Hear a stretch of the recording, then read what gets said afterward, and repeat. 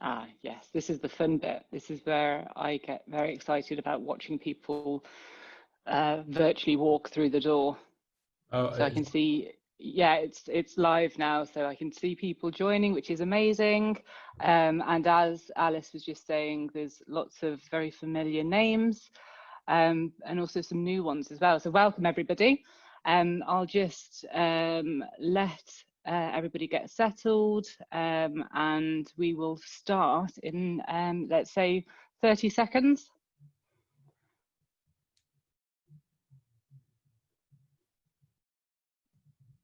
Whereabouts are you, Giles? Where are you based? I'm based on the Wirral, just outside Liverpool. Nice. It's quite nice actually. Some areas of Liverpool a bit iffy, but the Wirral itself's a lovely spot. Mm. I'm actually dialing in from Ireland today. Oh, lovely. Whereabouts? Dublin, right in the city centre. So I usually live in London, but my partner has got a place over here. So we've come over, and we had to do the 14-day quarantine. But then we're able to go see his family, and then we'll be back over to London next week. So it is interesting now that we're able to work completely remotely wherever in the world that you want to. It is. At INVIQA, we have quite a few offices around Europe and particularly around the country as well. And we are fairly fluid in terms of being able to work remotely. We're quite good with all our systems and infrastructure from a technical point of view. And so when it came to lockdown, we could almost just flick a switch, and everyone just went to lockdown. And of course, there's some teething troubles, but generally, we're actually quite proud how well we adopted it as a company. It's been quite good. Yeah, it's really, really good. Right, we've got quite a few people already listening in, which is fantastic. So I suggest we get started. So for those of you that haven't joined a learning club today, well, haven't joined a learning club previously, learning clubs are a chance for people to network, to share ideas, to hear from industry experts about topics that are really interesting within the UX and design community. So that's why we've been running them now for the past 4 months or so. So thank you very much for joining us. My name's Lorna Crowley. I work at EyeQuant. So EyeQuant is a predictive AI that enables designers to understand how design captures user attention, and therefore you can use that insight and those analytics to design more confidently before you go live. So with EyeQuant, you don't necessarily have to wait to go live and use that data or website traffic to then make improvements. So we love data. And I know, Giles, you guys love data as well. So I'm super excited about hearing more about the power of experience mapping. Just before that, a little bit of housekeeping. This session is going to be recorded. So if you have to drop off or if there's connection issues, we will be able to send the recording to everybody afterwards, after we've done a session. And then the other thing is we would love to have any questions. So there's a chat function at the bottom of your screens. If you've got any questions for Giles or myself, post them there, and I'll rudely interrupt Giles with those questions throughout the presentation. So that's enough about EyeQuant, enough about Learning Club. So over to you, Giles. Great, thank you, Lorna. One of the words I want to pick up on your introduction there was confidence, designing with confidence. In my experience, and a lot of people I talk to, they often struggle to produce ideas with confidence, with their own personality.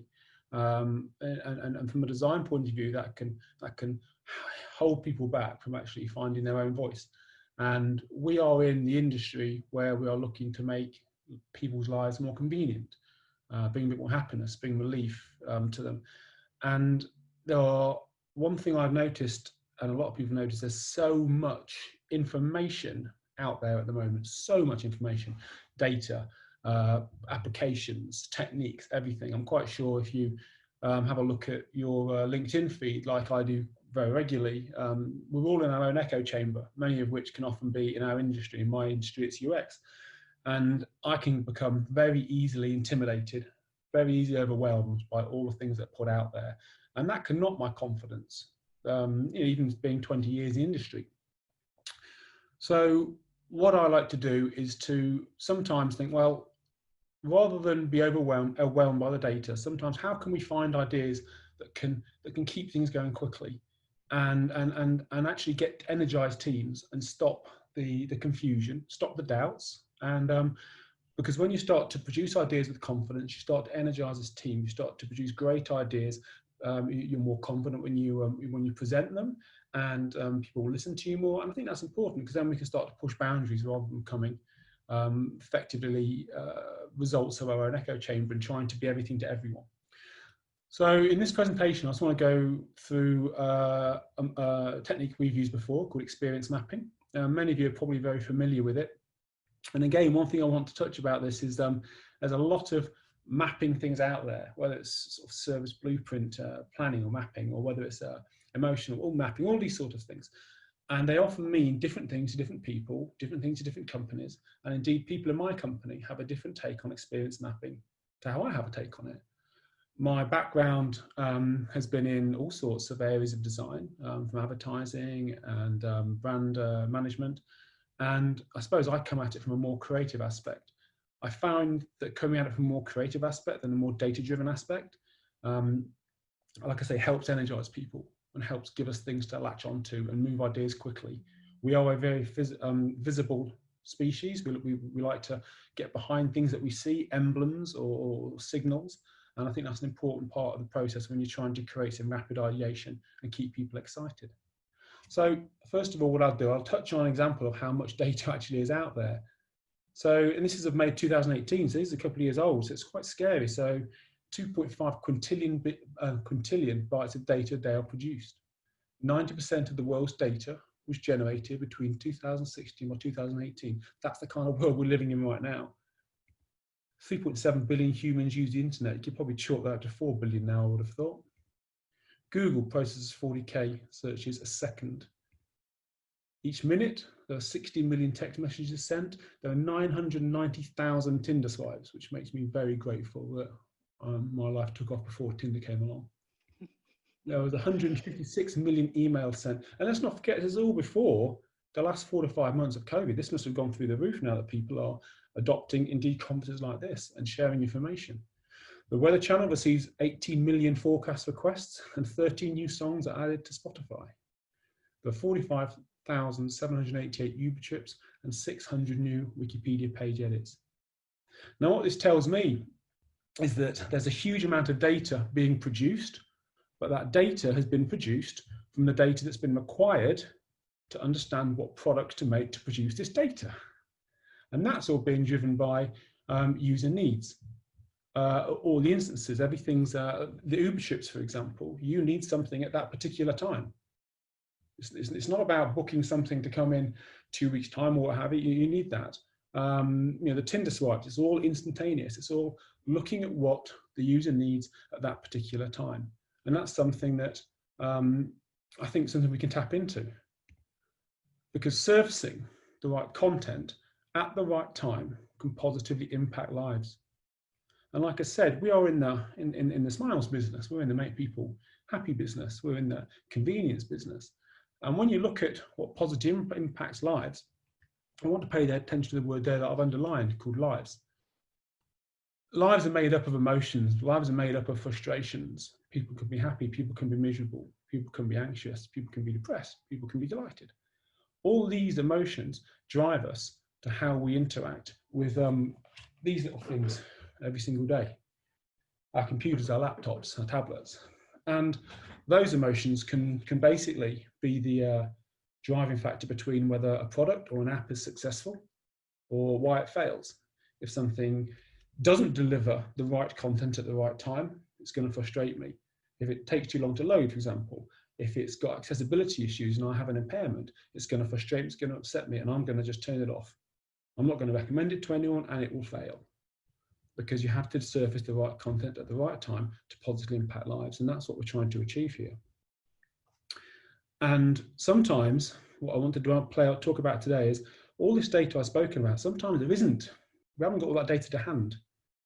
We haven't got all the data that is all of that comes from extensive user testing, extensive personas, user interviews, Google Analytics, the people required to put all this stuff together, to learn about it. We sometimes haven't got all that to hand instantly, but we want to keep things moving quickly. Particularly at the moment, when we're largely working by ourselves in silos at home, it's a tricky one to keep everyone enthused.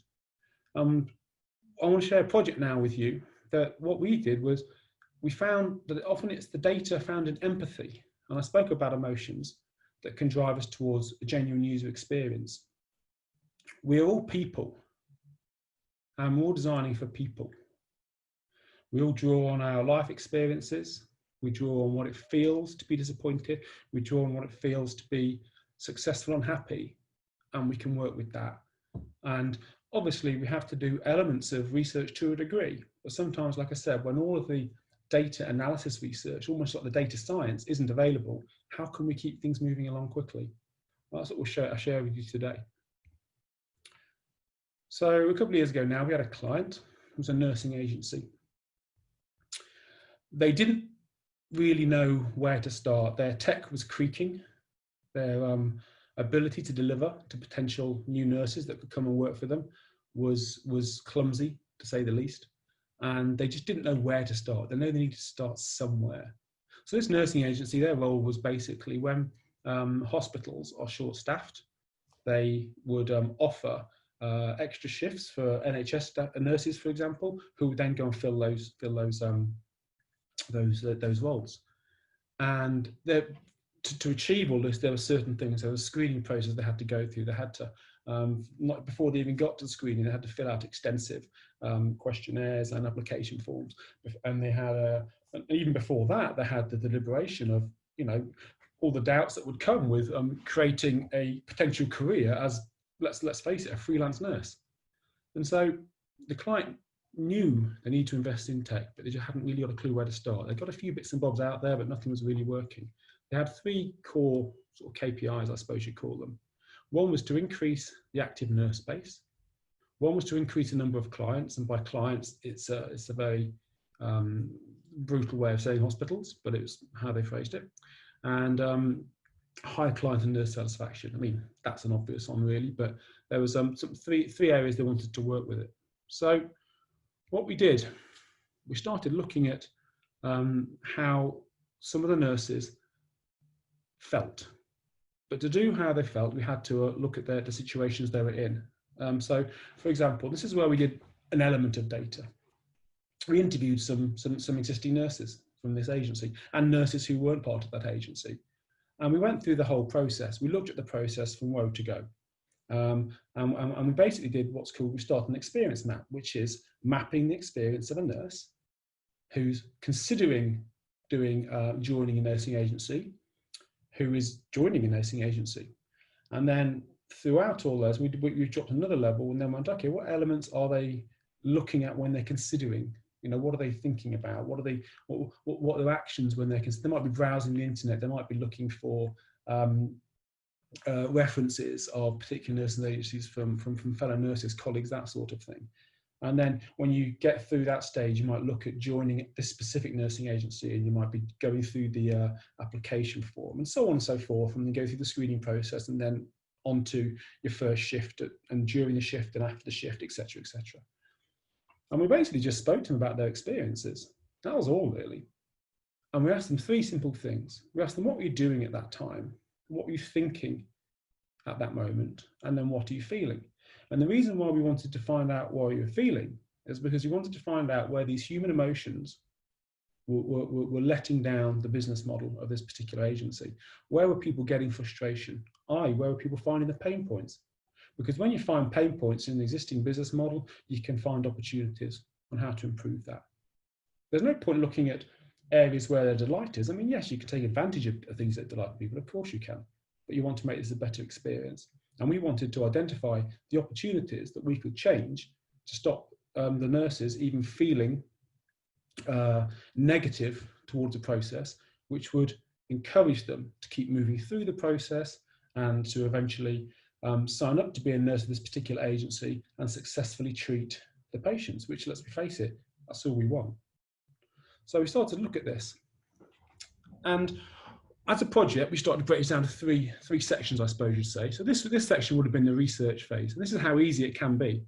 So number one, you've got research. Number two, solve the problem that you discover. And number three, bring it to life. So first of all was the research. I've highlighted a few elements here, but this is an example of what we did. We looked at the pre-shift, we looked at during shift, and we looked at post-shift.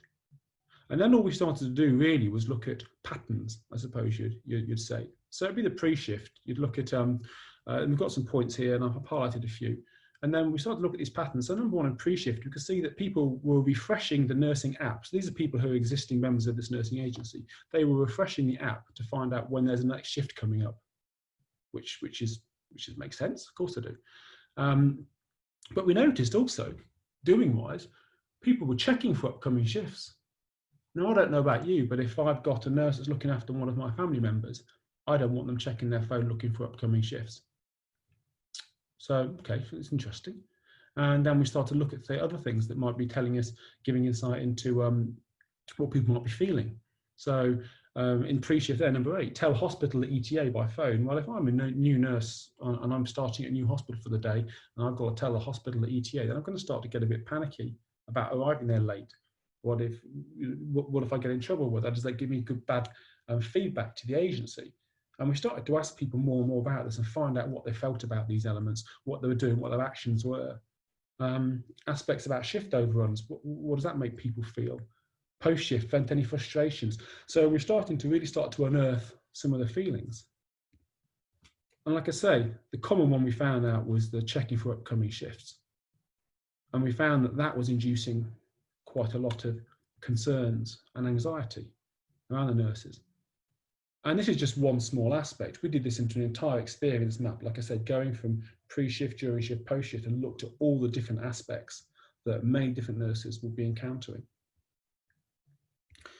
And the slightly scary thing was that some patterns started to emerge, some words that made us quite alarmed: nerves, anxious, unsure, scared, confused, confident, fear, relief, and worried.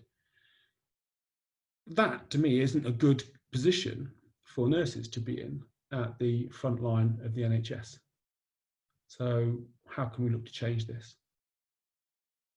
Well, what we started to do, and this is zooming in on our documentation, so forgive the pixelated nature of it, we started to look for what we said, the opportunities. So, and this is really just about all of us sitting around and coming up with ideas, brainstorming. You've got a bit of information. You've got what people are feeling. Well, we're all people. Let's look at our own empathies, what we would want someone to feel. And let's just come up with some ideas based around that. How can that possibly be the wrong thing to do? We're all people. We've all experienced hospitals. Touch wood, none of you ever had to go in hospital for anything serious, but I think we all understand how people feel in these situations. So fundamentally, well, let's alert nurses to shifts. Let's stop them refreshing. Well, then you can think, well, how do you do that? Well, send them relevant shifts. Well, how do you do that? Well, maybe if a nurse, when they join, they enter their location and they might say, well, only alert me to shifts within 25 miles at 24 hours notice, that sort of thing. And I know that I'm going to get tap alerts. And it sounds simple, but at the time, like I said, this particular agency's technology wasn't really up to speed and wasn't enjoying the clarity of thought to come up with quick, rapid fire ideas like this. And then we started to things like, alert me to distance, more detailed shift planning, and we started to just have a bit of fun. Waze integration. So hypothetically, if you are driving to a shift, well, again, one of those ones came up a minute ago. I spoke about what if someone's running late for a shift? Well, that's nerves. That's panicky. You're going to start speeding. You're going to start worrying. I'm going to this new hospital. Where's the main entrance? Where's the main car park? What if people are going to be angry at me? How can I come around all these sort of things? So these are all the opportunities we came up with based on the research. And then we went into the problem solving phase. One thing I touched on a minute ago was about, if you haven't got the data to hand, Well, look at your own lives. And I was explaining this to my creative director, Alex Blaney, a while back before I put together this presentation. And he came up with a lovely phrase that I've often used, saying intuition is data you built up over many years. And it is. Like I say, it's because we are in user experience, the word user is populated very heavily. I'm not a big fan of user, I do prefer the word people. But I think that's something we have to fall back on. And when you are panicking, when you are worried, when you are overwhelmed by the data, we found it easy just to slow down, lock ourselves in a room, a few whiteboards. You need to just get a couple of beers and just relax and just let the ideas flow, and don't have anyone, excuse me, don't have anyone feeling unconfident to voice their opinions. And that's something I touched on earlier about having confidence, not being bogged down by data, not trying to wade through everything and then all of a sudden you're paralyzed totally by the analysis of it all. So I touched on the Waze integration, for example, and this is when ideas started to come to life. So we got and this is a problem solver really. So we thought, well, let's come up with this idea. And this is an example of an idea we came up with. Auto updater, what is it? You can't text while driving and it's unlikely you'll have the number on speed dial. Let's use technology to assess if you're going to be on time and reassure the user this happened automatically. And if you look here, probably can't see the details of it, but it says, we've got this, imagine this is a Waze integration and it's an auto updater element, and someone's driving along and traffic has delayed something, you automatically get an alert that says, it looks like traffic will delay your arrival by approximately 15 minutes, and that's 1 out of 2. And then the second one just will say, Dr. Edison has been informed of your new ETA, drive safely. Something as simple as that idea came from everyone just relaxing and saying, wouldn't it be good if that happened? Okay, great, no problem at all. Then we just bring it to life. We just drafted out some sketches and just put it together and thought, yeah, that's a good idea. That's got a good concept. That can get ideas going. That can get a good relationship with our client. That can energize a team. Okay, on to the next one. And if you're not a great drawer of these sort of things, you can do it in many different ways. I'm a hopeless drawer at times. I just found a lot of stuff on Google that I just basically bastardized and just played around with to get my idea across. But that was good because that kept stuff going quickly. Stopped me worrying about the quality of my drawing as well. Again, it's these worries and these anxieties that can hold us back. So this is a simple idea. This is one idea we came up with. And we came up with 72 of them. We came up with 72 ideas as what to do. Good practice sheets, tips and tricks sheets, panic buttons, watch bookings, all these sort of different happiness gauges, all these sort of things. But when we looked at all of the stuff we'd produced, the data we'd got, we could go, yeah, let's have that idea, let's have that idea. And you can see we just started to bring them to life in small little visuals, nice quick little scamps that no one could really be judgmental on, but they were just ideas. And one thing I've learned in my time is that if you spend enough time on ideas and you turn around to a client and say, you know, we've got 72 ideas to improve your business, they're going to be, who's not going to like that? Of course they're going to like that. So it made the presentation a really good presentation. And when I say really good, because this is how you bring it to life. You've got all these sheets, okay, how do we bring this thing to life? We want it to be a showstopper. We don't want to just keep our team energized. We want to keep the client energized. We want to keep them excited. And you don't want to sit there with a dry 80-page slide deck full of facts and figures. We thought, what can we do? So what we did, we created this sheet here. And this banner, you can see here, all of these were our ideas. At the top, you can probably see, again, the video will be made available, and I'll zoom in a second as well. But the top pink line demonstrates the joining phase, all broken down by the various acts and what people are doing in those joining phases. The middle one is pre-shift, and the third one is during shift. And we just presented these ideas. Now, we actually printed this sheet out, and this sheet was, I think, something like 8 meters long by about 2 meters high. And it was brilliant. We just stuck it to a wall, and the client, and the sheets I showed you before, we printed all these out, and the client came in, and we just all stood on our feet and walked around and presented the ideas. Everyone was on their feet, blood was pumping. No one was sitting there slumping in their chair on some sort of coffee crash. They were all enjoying themselves. And we got a load of ideas out. And what we did then, we simply said, right, we're going to walk you through all of our process and the experience of a nurse. We're going to map this experience, and here's all ideas we're coming out with. And so because we presented 72, we expected some to get binned. And we put them in a now pile, a soon pile, a later pile, and a discarded pile. It's important to have the discarded ones, because once you know what you don't want, you can focus more on what you do want and get the priorities better. So we had effectively now, soon, and later. And out of all the 72 we presented, we had 36 that went into the now section. So 36 ideas the client was keen to start on. And it was, it was great. It went very, very well. And from there, we were able to prioritize with some sort of priority mapping features and work out whereabouts would be the best place to start. So it's just to close up like I was talking about.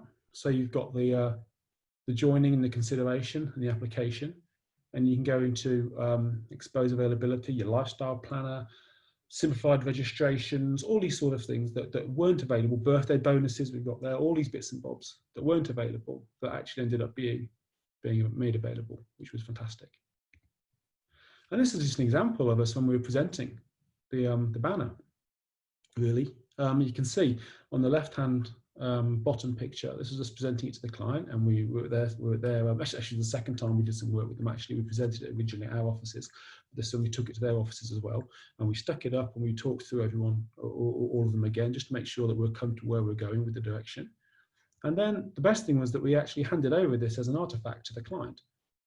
And you can just see in the top right-hand corner there, this was actually them taking it around all of their offices and presenting it to their staff, getting them energized, getting them on board, getting them interested in what we were doing. And actually they ended up calling it the role of truth, which I thought was lovely. And what it did, it kept them enthused, and it kept them on the same path. And there was something visually to latch onto. And it worked very, very well. We historically came up with something not dissimilar a few months after as an example to show a client based on no research whatsoever for a leather goods company. And because we'd got the template down, of course, and because we'd got the techniques and stuff down, we could populate it with some hypothetical user journeys and then come up with some ideas just to show a client how we can think about their business in a different way. And something like this, we ended up doing 40 ideas for that one. And that could be produced inside best part of 4 to 5 days easily. This one was a little bit longer in terms of the level of detail we went into. But it was producing a visually stunning piece of work that the client really engaged with and kept the team excited with very, very little data when all things considered. Giles, could I just ask a question? We've had one submitted, and it was actually one that I was thinking of myself. So during the research stage, how many nurses did you interview, and how do you get a relative sample size of your audience? At this one, we interviewed, I think it was 9 nurses, and that was literally just, we went to the client and we said, "Can you find us some nurses, please?" And they just found whatever they could. Simple as that. People that wanted to take part, people that wanted to get involved. So often there are, many techniques, obviously, that you can use to get people to interview, whether it is using external companies to outsource people, or whether it is indeed using your client. But on this occasion, we just wanted to get things moving, and it was quite nice that they found people who were willing to get involved pretty quickly. And so as soon as they said, "Well, we've got 9," and we thought, okay, great. There were some people who were nurses who worked for this agency, some people who were thinking about it as well. I think there might have been even friends of the people who already agreed to do it. So, he said, "Oh, why don't you come along and do some interviews as well?" And as soon as they got what we felt was a decent amount, we just went down to their offices and just did a series of interviews. It was quite straightforward. So were they face-to-face interviews, and was it one-to-one, or is it focus groups? It was a bit of both, to be honest. It was a bit of both. Again, it was about when people were available.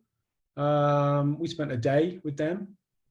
We didn't have a vast amount of time to do it. Again, it wasn't days and days and days. It was if we could fit one person, fit a couple of people in. And if anything, that can be quite nice. I'm not really a fan of one person or focus. I like mix and match things because there's often different dynamics in different scenarios that can skew people's answers, that can often affect your research. So yeah, a bit of both to answer your question. Okay, and we've just had another one come through as well. If there are any surveys carried out to gather insights from nurses' perspectives. So I think, did you carry out a survey post the project to understand what their perspective was on what had been developed? Yeah, we did. We did quite a lot of. So what we did, we produced the first raft of ideas, and then we tackled. We identified with the client the area of the process they wanted us to tackle first of all, because obviously you can't tackle through 36 ideas, it's just going to be a nightmare. So we looked at one area, and then we produced some ideas for that, and then we actually changed tack and went on another one. And the idea that we actually identified was a shift, discovering shifts, basically, was one of the key elements. They were getting people through the interview process, but once they were through the interview process and they become a member, they were struggling to find shifts. And so we looked at that quite a lot, quite extensively. And once a client was happy with what we'd done, that's when we had a much more focus grouping as well. And we got people testing with prototypes. And that seemed to go very well as well. What we did in terms of the project, we launched the first several phases of it, and then we effectively handed over. Part of this was about making them sort of self-sustainable as well, and we handed over the process and the first batch of ideas, I suppose, to the client at the end of the day. So in terms of the actual feedback, from what I understand, things have gone very well, but we didn't get through an extensive amount of testing post-launch because the client's been doing that a lot in-house themselves. But as I understand, things have gone very well. Great. And would you say it's important to have a nurse or a few nurses, or even if we make it broader to other examples, those people that were asked for their requirements or how interviewed at the very beginning, is it important to have them at the end as well? Yeah, I think it is important, because it's nice to close the loop. I think it's nice for just personal engagement with people. It's good from our point of view as well to, I suppose they almost act as sort of references to us first a little bit in front of the client. And also they can, in the first stages of interviews, they might be wandering away thinking, well, I wonder what that's all about. I wonder what they're going to achieve with this. And it's great for them to come in, because what we tried to do was involve them at various stages as well. So as I said, there was a first suite of interviews. And then, like I say, there was some focus grouping based on the first prototypes. And then there was the final production. So I think it's important to keep people like that along for the journey if possible, because people like to be involved as well. Yeah, definitely. I think if you're I think if you're asking for people's feedback and their impressions, like personally, if you see that then implemented, you feel good, right? Yeah. So it's really, I think it's quite rewarding to have that, to be able to show and demonstrate how they've impacted a business. So I think it's a good feel good factor as well. 100%, and having familiar faces to present ideas back to, and even just remember names and say, I recall, Lorna, you were talking about this being a problem. Well, this is an idea we've come up with. What do you think? And that is part of the human connection, I think, in what we do. And I think it's important to do that. Like I say, it's about creating a meaningful feedback loop. And I think, again, it goes back to the methodology in my mind about we're creating things for people, not just users. We're not sitting there saying nurse A said XXX and we created this. We're actually saying, well, Lorna suggested she may be suffering from these areas, and this is how we've managed to create a product. Lorna, what do you think about this? You know, so that I think that is you're almost living the methodology as opposed to just doing it, if that makes sense.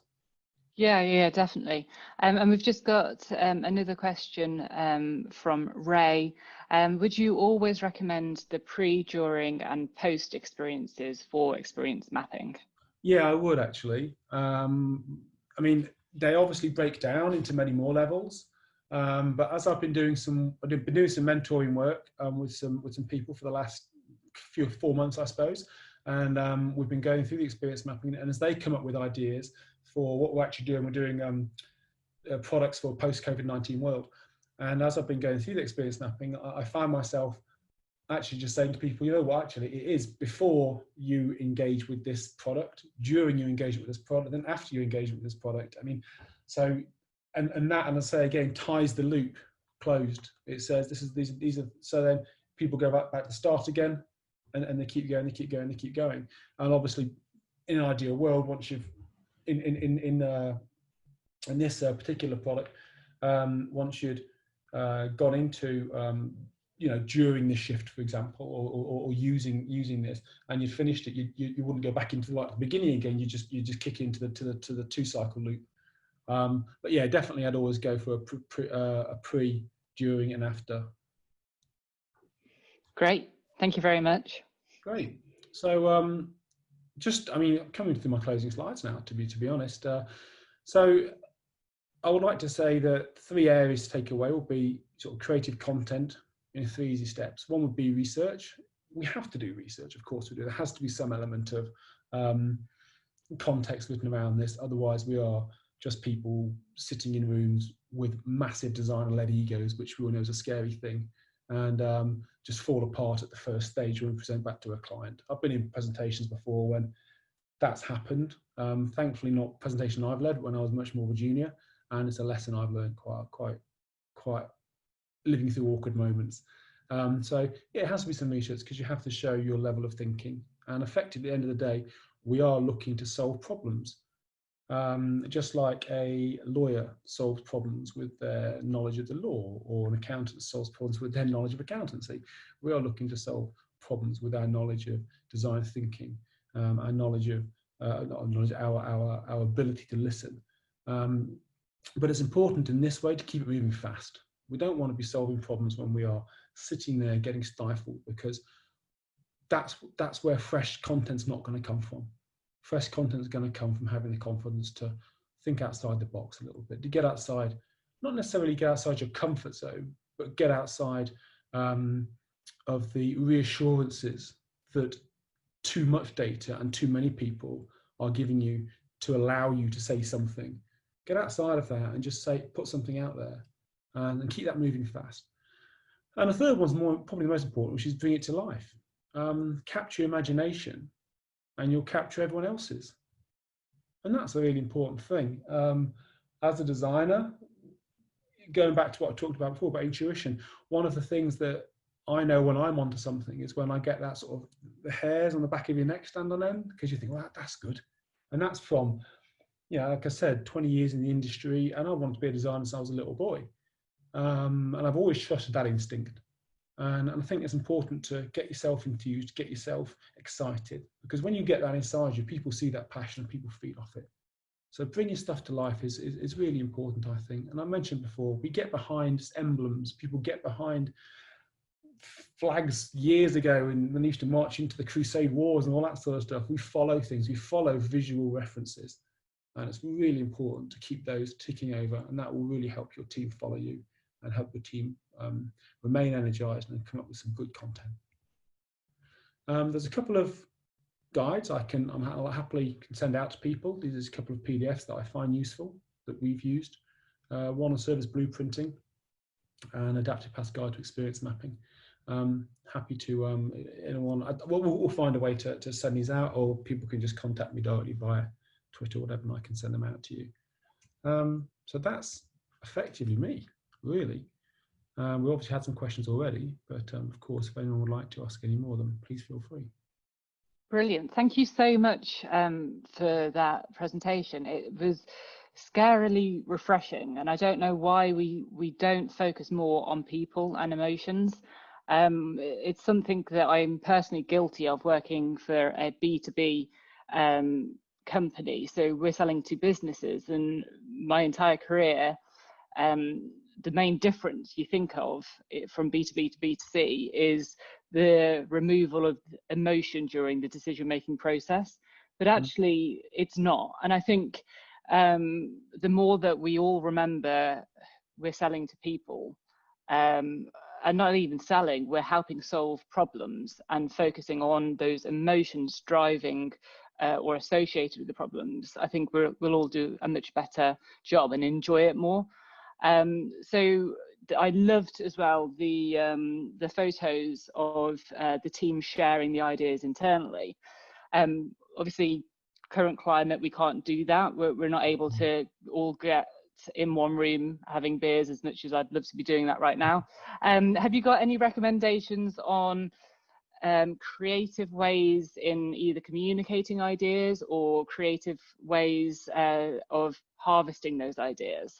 Yeah, well, recommendations, things that I found working recently. There's obviously various tools out there that we can all share. I mentioned before about sort of a group that I'm helping mentor at the moment. We've actually got a Miro board that's that we're all connected to, and we just dump stuff on there. We don't try and be clever and too organized about it, although I've been accused of being a bit too organized with my stuff, but we just dump stuff on there. So we have a Slack group, for example, and I'm sure you're all familiar with Slack, or by and large, and that's a great thing for talking to each other, of course, and sharing ideas. But if you want to enter into a visual world where ideas literally leap off you off the page, if you've got 15 people contributing to stuff, and then one evening, I've got to have a look what's going on the Miro board, for example, stuff just bounces up off you. And it helps you look at things in a different way as well. You're not bound almost by screen size, because of course you can move around your screen. There's things off screen that you can pull across, and I think it's anything really that can help you get your ideas down, but at the same time not hold you back. And so yeah, one thing I feel like I've been using very, very well is Miro. I've been impressed with that recently. In terms of resources as well, people often ask me what books and things I can recommend and texts and stuff. And I've obviously recommended a couple of how-to texts there, just simple PDFs. But in terms of, I like to think that rather than telling people what to do, you're trying to get people how to think about things and how to learn, and things that make people think about people, I think is very important. Books, I mean, you can always read books. I would always recommend anything by Simon Sinek, who's very good, from like Leaders Eat Last, or Start With Why. That's very good from a theoretical point. But I think it's important to complement that with thoughtful things such as, I don't know, Freedom in Exile by the Dalai Lama, The Art of War, Sun Tzu, things like that, things that get you thinking, things that make you learn a few life lessons. I use the expression there, scarily refreshing. Well, it's all there. It's all there in us. We've just got to tap into it. And I don't believe personally we're going to tap into it by constantly executing UX and research and in a very, very scientific manner. Yes, of course, there's a place for that industry. There has to be a place for that industry, because you have to effectively answer, put things into context to answer the question correctly.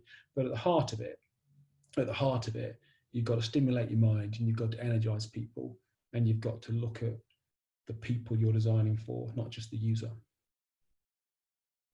Amazing, thank you. And there's clearly some big fans of Miro and Trello, because people are commenting saying Trello's that great as well. Yeah, Trello can be really yeah. useful. I often use that quite a lot in a Kanban mode as well, because I'm not a big fan of lists. Actually, I actually got it there actually on the whiteboard. I'm not a big fan of lists. Lists overwhelm me.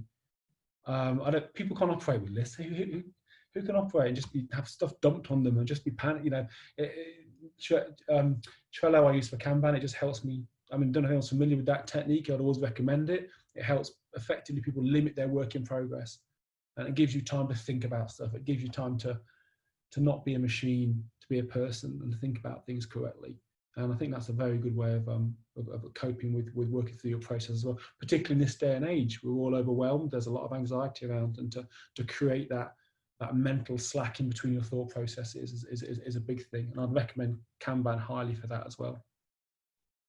Brilliant. Thank you. And then other people have asked about the PDF. So we will share in the follow-up email a link to this recording, so you can watch it as many times as you like. But also we'll include the links to those resources that you've suggested as well, so that people can digest that information in their own time. I don't think there's any other questions, so we can wrap up. I just wanted to say again, thank you so much, Giles. It's I've said it, it's refreshing, but I think it's serious.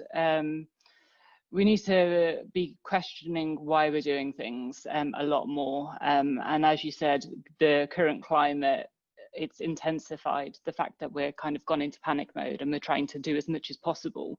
So giving this webinar, for me, I really needed it. It's given me that kind of space to think, right, why are we doing it in this way? We've always done it this way, and let's get back to the basics. Let's get back to almost Maslow's hierarchy, right? The emotions and the drivers and the motivations. So thank you so much. I hope everybody else has found it as valuable as I have. It looks like they have, based on the questions, and obviously people asking for the PDFs and the resources too.